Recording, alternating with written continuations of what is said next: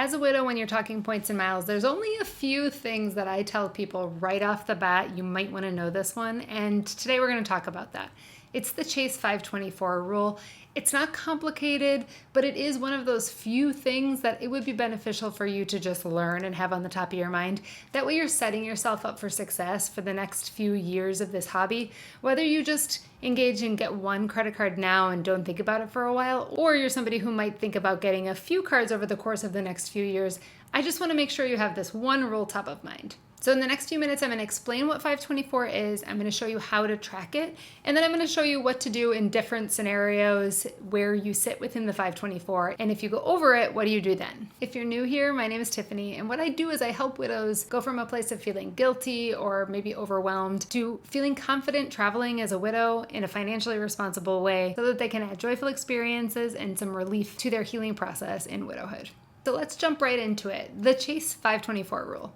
So here's the gist of it. If you have opened 5 credit cards in the last 24 months, 2 years, Chase is most likely not going to approve you for one of their credit cards. And Chase has a huge lineup of credit cards. Between their travel rewards cards and their co-branded cards, they have a lot of options. So it's always a good idea to make sure that you're eligible to apply for one of those Chase cards. And when you're managing all the finances yourself, you want to make sure that if you're going to put your effort into something like applying for a card, that you get approved, because it's frustrating to get declined. So I just want to make sure you're set up for success. So first question is, what actually counts towards 524? The answer is any personal credit card that you've opened in the last 24 months. So that could have been your Costco card, an Amazon card, a Gap card. It could also be your Chase Sapphire Preferred or your American Express. Basically, any credit card that is a personal card counts towards your 524.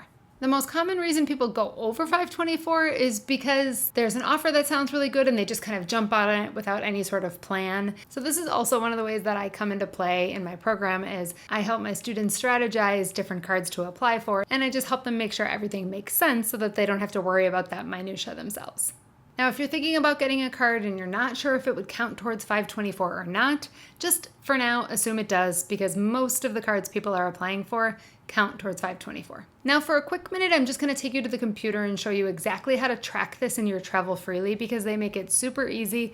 If you don't know what Travel Freely is, check out this other video that I made. It walks you through Travel Freely, why I think it's an actually amazing website and app to use. It's totally free. Anyway, check out this video. But for now, I'm just going to show you how to do 524 in Travel Freely. Okay, so let's go ahead and assume this is my Travel Freely. I'm going to go over here to My Cards, and it's going to bring up all of the cards that I have inputted that I've opened ever, basically. So I can see the open date over here, and up here in the top I can see where it says 524.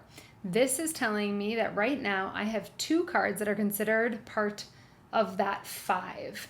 Now, the reason only 2 are considered is because if I look at the dates of opening, these other 2 cards, the Chase Amazon Prime and the Chase Sapphire Preferred, were opened longer ago than 24 months. So they no longer count towards my 524.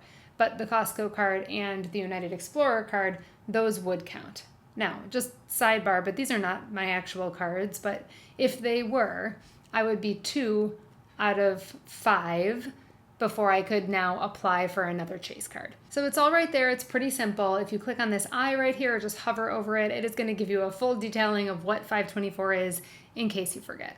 Basically, what you want to do is you want to think about that number like your speed limit. It's what you're going to check before you apply for any card. If you are at 4 out of 5 in the last 24 months, then you really want to think carefully about if you want to fill that 5th spot, because as soon as you hit 5, you're essentially no longer eligible to apply for Chase cards. You can apply for other cards. We'll talk about that in a second. It's really nice to have a slot open for Chase cards because they regularly have good offers on a rotating basis, and it's nice to be able to take advantage of one of those offers when they do pop up. Now, what do you do if you happen to already be over 524 or you go over 524? It's not the end of the world. Actually, in my personal credit card journey right now, I am at 524, which means for a while I'm not going to be eligible for a Chase card.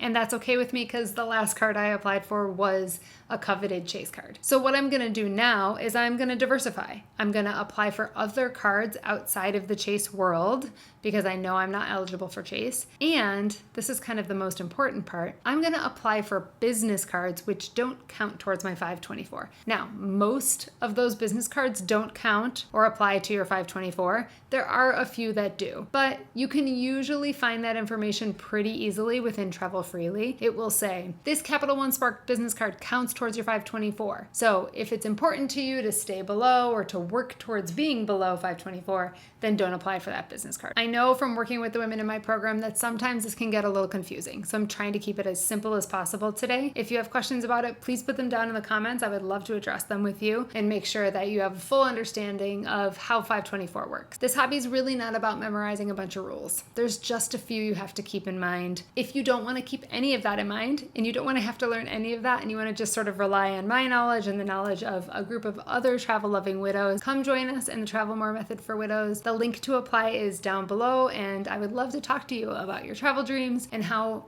this hobby really could actually change your travel life from here on forward. It's not about saving money for one trip. It's really about completely changing the way that you're able to travel and able to afford it. And it's just really nice to be in community with other widows who totally get it. If you have questions about any of this stuff, drop them in the comments below. Like the video if it's helpful, subscribe if you're interested in more of this kind of content, and otherwise I will see you next week.